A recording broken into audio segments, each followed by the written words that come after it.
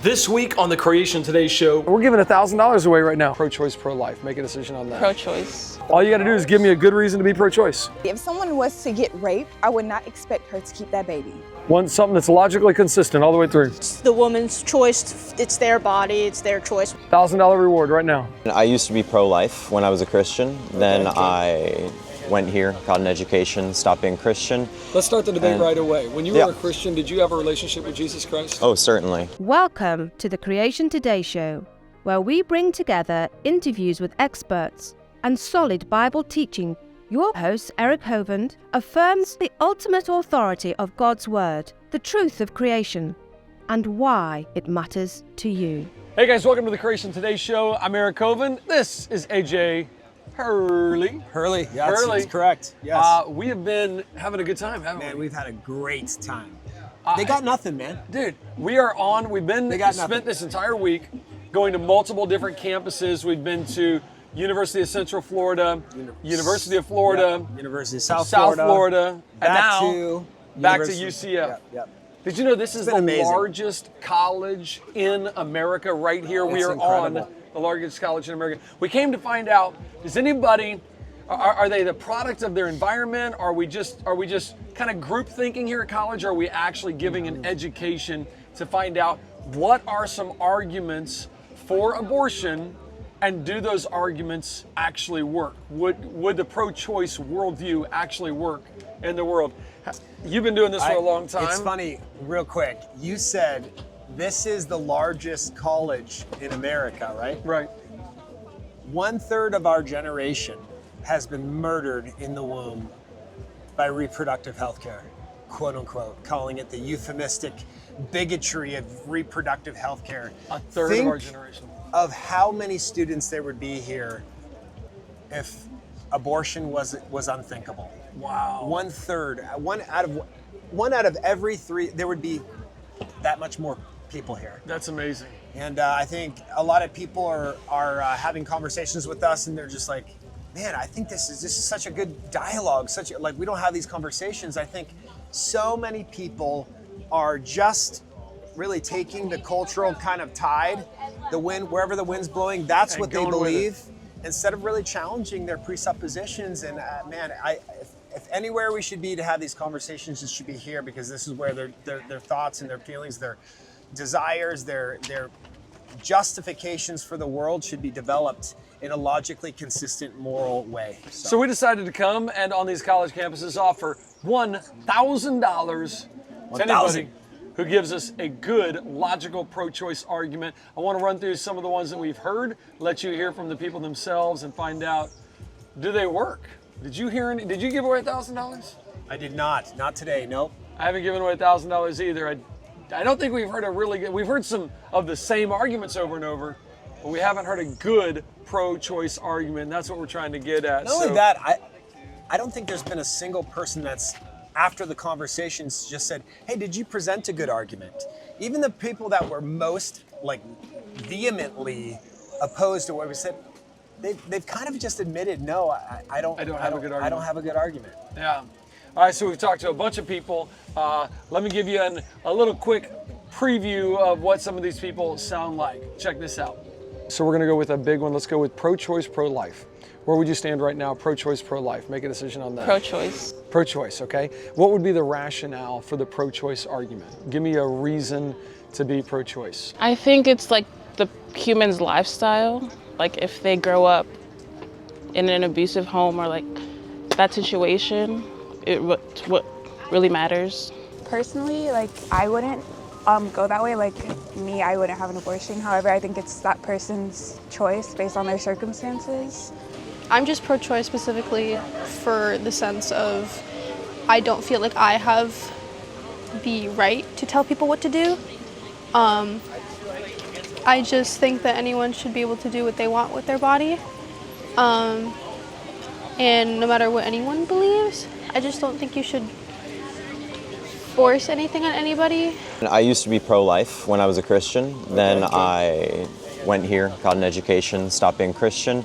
Well, I believe a woman has a right to choose whether or not they even want to have an abortion, whether or not they even support that type of stuff. Yeah. I personally probably would never get an abortion in my life, but there are people who may have to do so because of their circumstances and whatnot. So I believe everybody has a choice. I am pro-choice to a point. Okay. I feel like the limits that are in place are very important. Like after 6 weeks, like how it is in Florida right now, I definitely stand on that, because once it like has a heartbeat and once it's a like viable life, then 100% like pro-life. I wouldn't say abortion's for what they want, but for me it's like under no circumstances should anyone rape. Like there's never a circumstance where you should rape somebody. I feel like when it comes to abortion, like there are some like the exceptions. I'm pro-choice because I'm 19 years old and I have been through the unimaginable, because I'm 19 and it hurts to say this, but so many of my friends have gone through the same experience as me, to different levels, to different extents, but I truly do believe that abortion is a healthcare right, because I'm a woman and women come first. Our colleges need help, okay? They're being taught what to think, they're not being taught how to think. Yep. Let's go through some of the arguments that we've heard and what people have said. What's one of the biggest ones you've heard that people use as, well, this is a justification? In other words, we asked them, are you pro-life or pro-choice? If they said pro-choice, we said, why? And we told them, we want to find out, is it logical? Does it flow? Yep. What are some of the ones that they gave? Top 3 I think that they gave was life of the mother, bodily autonomy, and rape and incest. Okay, let's go through these one at a time. Life of the mother at stake. That's probably one of the most common ones out there. What would you say to somebody who says, man, you know what, I'm pro-choice because if the life of the mother is in danger, we should be able to abort a child? This is honestly probably my favorite one, because 99% of the time we can actually find a common agreement and they take it off the table. What happens is this is a result of complete propaganda from the media and from the pro-choice side, where they say women are dying from ectopic pregnancies. Women are dying from because they can't get miscarriage management. Women are dying on these pro-life states because they're imposing these laws on society, and it's affecting women's health, and women are dying because of pro-life legislation. So what I do when I hear that is 2 things. I will ask them, okay, who are these women? And what are the states? Then I will bring up the laws of those states that explicitly allow. They don't, like, I wouldn't even define them as abortions, but let's just give it to them and say, okay, if a mom intentionally, if a baby is intentionally or unintentionally being killed as a result of pro-life legislation, show me the evidence. Every single one of the laws says actually mom can get life-saving care even if that results in the death of her child if her life is in danger. Yeah. They explicitly say, okay, let's give that discretion to doctors and let them be able to give life-saving care even if the unintentional result is the baby dies. So, okay, with that, take 1. I use this scenario. Are we responsible for the lives that we're unable to save? Okay? No. We're not. So if I run into a burning building and there's 10 people that need to be saved, I get to 8 of them, 2 of them unintentionally die because I can't get to them. Did I cause their death? No. Therefore, if abortion is defined as the intentional killing of an unborn child, therefore we are not responsible legally or morally for the lives that we are unable to save. That doesn't mean that we don't do everything we can to save both mom and baby. Because look, if mom dies, baby dies. But saving mom's life is not an abortion if we are unable to save babies. Here's how it went when we were talking to the students, when they said, look, the life of the mother, that's the problem. Check this out. Answer this question. It's okay to kill an innocent human being when The mother is at risk. Okay, great point, great point. In that situation, though, we're not really killing the innocent human being purposely.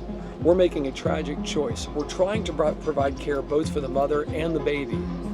And the baby, sometimes we'll try to take it out and try to get it to survive outside the womb. But That's different than abortion. They use the term abortion because that's the only one that can logically be justified. But that's more of a tragic choice, not really the intentional killing of a human being. You're not intentionally killing the baby. You're actually trying to save both mom and baby. Does that make sense? That's like circumstances. Like if it's harmful to her, then yeah, I think that would be a great, if it's a choice between the life of the mother and the life of the baby, now you got something. But now we're really not talking about abortion because we're not trying to kill the baby. We're trying to save the baby and the mother. So that's not really abortion in the terms of, I mean, the definition, they've used the word abortion and defined it in a way so that they can include that because that's the only one, health. Some people say if the life of the mother's involved, like if mom's gonna die, right? I think that's pretty good justification to have an abortion if mom's gonna die, because if mom dies, the baby dies, right? Yeah. So, and the reason I use this is because we're like a lot of times we're really influenced by media, and media likes to lie about this stuff. Yeah. So, what we would say is abortion.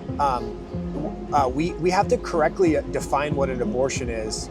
We would never say that like a firefighter running into a building, if there's 50 people in there and he can only save 49 of them, that he's actually killing that one, right? So like if we said, well, why do you support burning people alive? And it's like, wait, what are you talking about? Like, so in this sense, like if abortion is defined as the intentional killing of a human being, so saving mama's life is not killing the baby, right? Yeah. And so we would say that like if mom's life is in danger, that's actually not an abortion, because abortion is the intentional killing of a human being, not saving. And we're not responsible for the babies that we can't save. Yeah. We should do everything we can do to save both mom and baby if possible.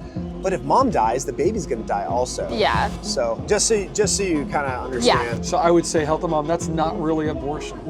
No, yeah, I guess there is like I didn't even think of it in that perspective, like how if you don't have a choice, like it's technically not even aborting, because in every single pro-life state, even states like Texas where they have outlawed abortion from conception, so to speak, that's another conversation. But those states, they all say that abortion isn't in view. Like you can do life-saving procedures to save mom's life. It's unfortunate. Again, like we shouldn't. What's unfortunate about it? That we're killing an innocent life. But it's like it's the only reason we're doing it is for like and the best needs for the mother. So in reality, just because we use the term abortion, the word abortion really isn't an accurate term there. And that is one of the things that the kids that really argued hard, they're like, well, this is the technical definition of an abortion. It's like, an abortion is intentionally killing the life of an innocent child. And you're saying, because I use this procedure to take out an ectopic pregnancy, that's not the same as intentionally killing the child. It's a tragic consequence of something that's happened, but you're trying to provide aid and health care to both the mom and the baby, and unfortunately the baby's not going to survive. So we scratched that one off the list, man. That one does not work. Life of the mother, that's not really abortion. We agree. The whole point there is we love life, we value life. Number two, I'd say the second biggest one for us, I don't know, rape, would you say? Probably. Rape. That's a common one we hear this time. Yeah. And so on some of the students, what we do is we literally write down, okay, that's your reasoning. So it's okay to kill a child, and write down rape. And now, what happens when you think through this logically though? Because you gotta, and this is what we tell the students, look, it's your argument, your excuse, your logic has to work no matter what. And I'd say, well, how come if it's because of rape, we can kill the child? Why do we stop that at some point? How can we reach this point of, and it's arbitrary, of a couple of weeks or a couple of months or birth? Why, if that's our reasoning, why stop? Why could it be for a 2-year-old? You talked to this one girl and you gave it was beautiful. You're like, hey, what if a mom is playing with her daughter or playing with her child and the child's 2 years old? Yeah. And then the child picks up a gun and all of a sudden she's reminded of her rape. A toy gun, yep. Yeah. Or a toy gun, thank you, a toy gun. Yeah. Can she murder her child then? Yeah. And you watched her face go, you know what?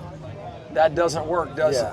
My argument for rape is invalid Because to be logical, it would have to apply across the board. Yeah, and so what I like to point out here is, look, like recognize the tragedy. Obviously, rape is horrible.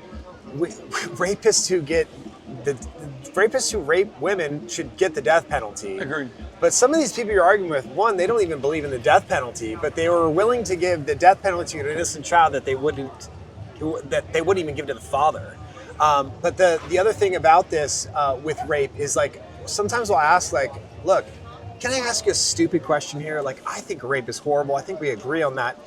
But can I ask you just this dumb question? What is wrong with rape? To which they say, what do you mean? Are you kidding me? Rape is the violation of another person's body against their will. And then you step back and say, wait, hold on. Thank you for that wonderful pro-life argument. I took that from Jeff Durbin. I thought it was so good. That's so good. Well, thank you for that. Because if you're against rape because it is violating someone's body, doing unspeakable things to them against their will, then that's the very thing, that's wrong with abortion. Yeah. You're violating someone's bodily autonomy to death. So if you are against rape, you should be against abortion because it's not only violating them sexually, it's actually violating them to death. Yeah. And why another argument that I would use with the ladies is I'd say, hey, why then, if rape is bad, why do we cap it off with murder? Why go that extra step? So some good arguments there against it, and we watch them go, you know what? Yeah, that's not a good argument. Yeah, so what I like to say is actually, I don't think your argument is with rape. I think it's actually has to be grounded in something else. And that's why we do this thing in the pro-life movement called trotting out the toddler. This is an old tactic, I think maybe from Greg Kokel or Cunningham, but it's what you do is you say, okay, does your logic apply outside of the womb to those who you already give rights to? And does that consistently, kind of like you said, does that consistently apply? Okay, if a mom has repressed trauma and then there's a toddler here and all of a sudden he picks up a toy gun, she's reminded of this horrible event. We wouldn't then say that by virtue of the father's actions, this child has this ontological status of not valuable such that we can take their life away because of what their dad did. So if you wouldn't take that toddler's life away, why are we justifying taking another human being's life away? It's actually not rape. It has to be centered in something else. Like, okay, the body, it's a woman's body, or it's life of the mother, or it's XYZ argument. It's not rational. It doesn't have a heartbeat. You have to use some other argument that would rely on the rape thing for that to be consistently true across the board. It has to be something other than rape. Yeah, and when we write down these arguments one at a time, I try to walk through the people with their argument and go, does this work? And they'll, yeah, that really doesn't work. Here's how it went when people would ask about rape. On the subject of abortion being unintentionally killing something that's innocent. And you think intentionally something that's innocent, which would be any unborn child that's been innocent. Essentially, an unborn child is innocent in all regard because they haven't done anything. Yeah. Even in the case of rape, you're saying that it would be immoral to kill that child. Yeah, for sure. Yeah. I see the argument, but can you acknowledge how hard it is for a woman to bear that burden? Yeah, and I can also acknowledge that there's little to zero evidence. Actually, there's a mountain of evidence that, I would say there's zero evidence that killing her child will actually help her. And there's a mountain of evidence to say that actually abortion in those cases would dramatically devastate her. That's interesting. Yeah, so so the studies on this, like women who kill their babies after rape have over 100% increase in suicidation. Over 100%? Yeah, drug addiction, alcoholism, depression. Every metric for negative impacts on women skyrocket after abortions. Rape, you don't murder the child for the sins of the father. It's an inconvenience. There's children are born today that are inconvenience. That's not a logical argument. So can you think of any that would logically carry through? don't know, man. My view is like, I'm a guy. It's not really my place to like judge women. Really? Yeah, you know. Do you know who made the ruling at the Supreme Court? A whole bunch of guys. Yeah. So it doesn't sound that logic doesn't overturned it. You know? and women, but yeah. So the argument that if you're not a male or if you're not a female, you can't make that decision, that doesn't work. What about the process of rape? In the case of rape, you know, do you think that it's fair to have an abortion? Do you think that that's fair? What is it about that would make killing a human being fair based on what his dad did? At what point in the pregnancy is it you believe that life begins at conception? Yeah, absolutely. That's a okay, so scientific fact. would you describe a two-celled organism as a human being? That science is determined from the moment of fertilization. So human beings a two-celled human being, do you think is a person? Yeah. A person, okay. Were you one point a two-celled a zygote? Yes, at one point. There you go. But I don't think I was a person. Ultimately, if someone was to get raped, I would not expect her to keep that baby. I would not say, oh, you're wrong for having an abortion. Absolutely not. However, if I, it's not, I feel like it's circumstantial. I'm not going to blame a 13-year-old child for having an abortion. I'm not. I'm sorry. Okay. Let me ask you this, Jasmine. Do you think it's okay to punish children for the crimes of their father? Do you think if a dad does something that the child should be punished because the dad did something? No. No. Do you realize that that's what you're advocating for when you're advocating to kill a child because a man raped a woman? You're asking to kill the child, the human being in the womb. No, it's about a woman's philosophy after. A 13-year-old is not, especially, you have to think, there's even situations where people do not grow up in households that are supportive. So if a 13-year-old is on her own and gets raped, why would I expect for her to keep a child? Yeah, well, you don't have to ask and her let to alone, keep the she child. could also, she could adopt the child. She could also die during birth.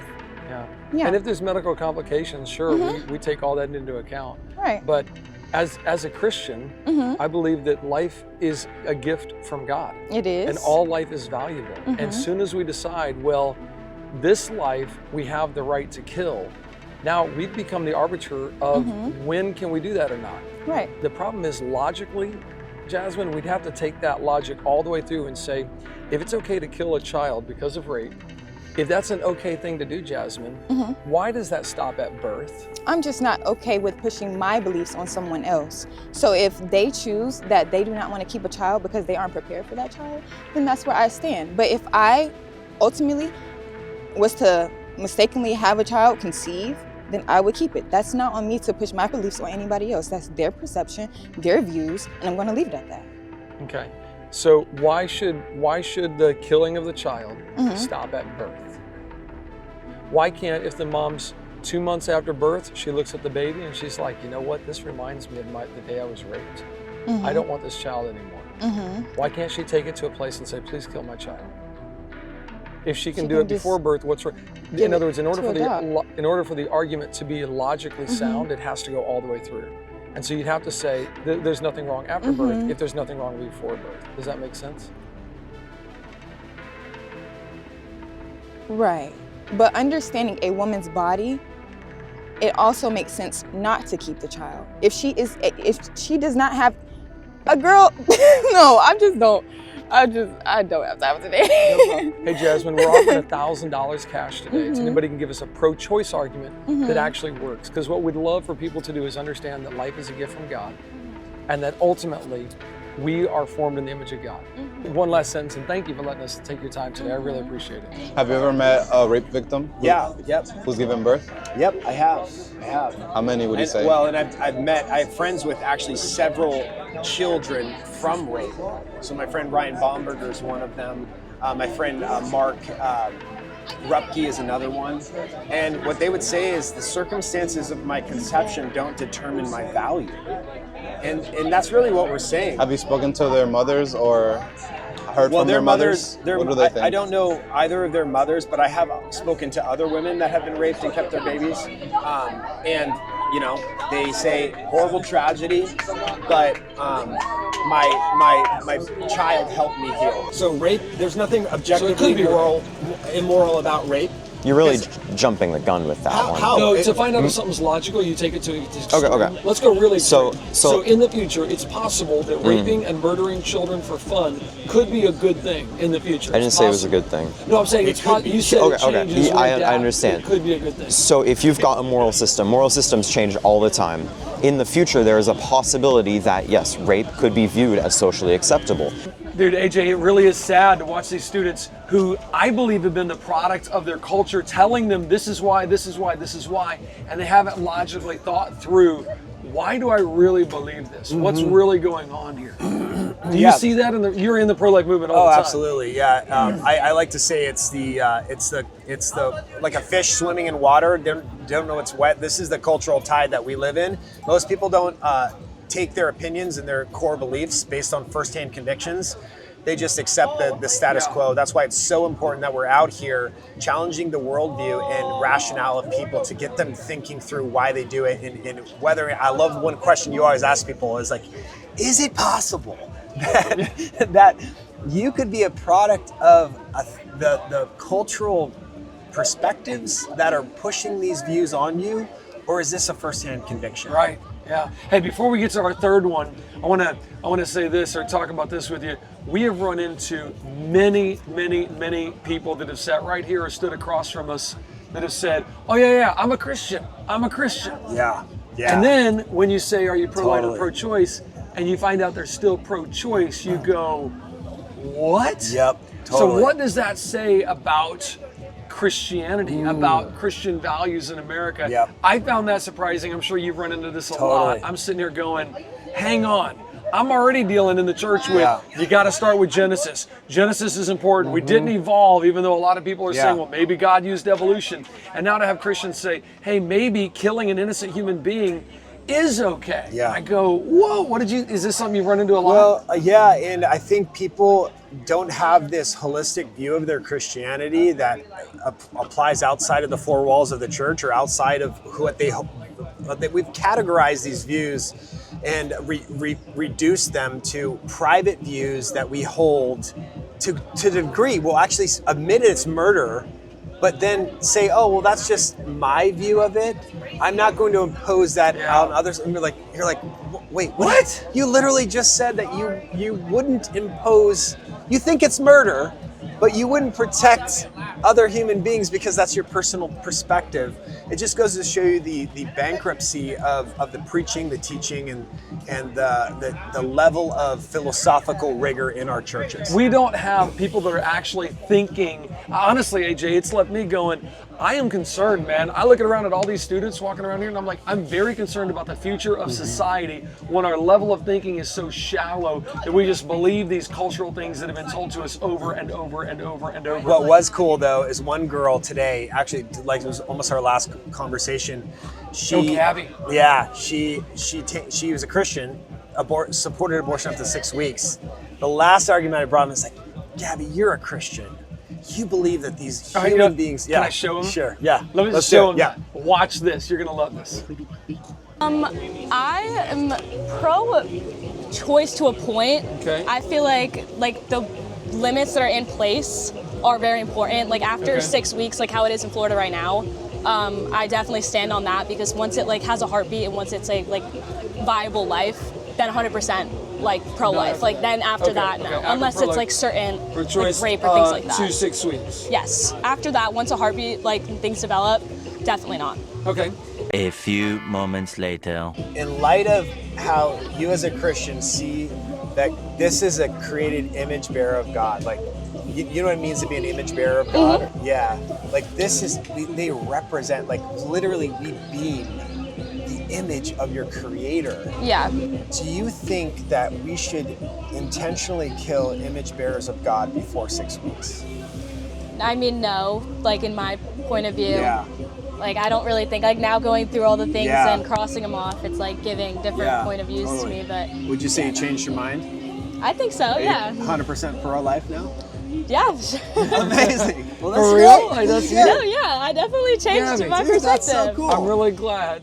what a beautiful picture of what should happen when you're confronted with truth. That was incredible. Like watching her go, you know what? Yeah, I really do need to be pro-life in my thinking. There's never a good time to kill an innocent human being. I was awesome. And that's why we're here. That's why we're out here. That's why you do. This is full time for you. Pro-life, legislation, everything you do. Okay, let me get to the big one that's always out there. My body, my choice. How many times do we hear that? All the time. Every time. All the time. My body, my choice. And even if they don't believe it, her body, her choice. And that is a mantra that's been pushed on us like crazy. I want to talk about that, but I got to do that right after I let social media go. Hey, Facebook, YouTube, Twitter, all you guys that are out there watching, thank you guys for hanging out with me. I love having these great conversations, especially on college campuses where they really matter. Can I just say, if you're watching this video right now, what would do a huge service to my brother here, please like the button right here. It takes nothing from your time. Just like the button. If you could just say, love you guys, appreciate what you're doing in the comments, that will do huge to boost the algorithm and get this, share this far and wide so people can have their hearts and minds changed. Yeah, thank you. Appreciate that. My pleasure. And I wanted to mention, would love you to hang out next week, Wednesdays at noon, every Wednesday. AJ is part of an organization called The White Rose Resistance.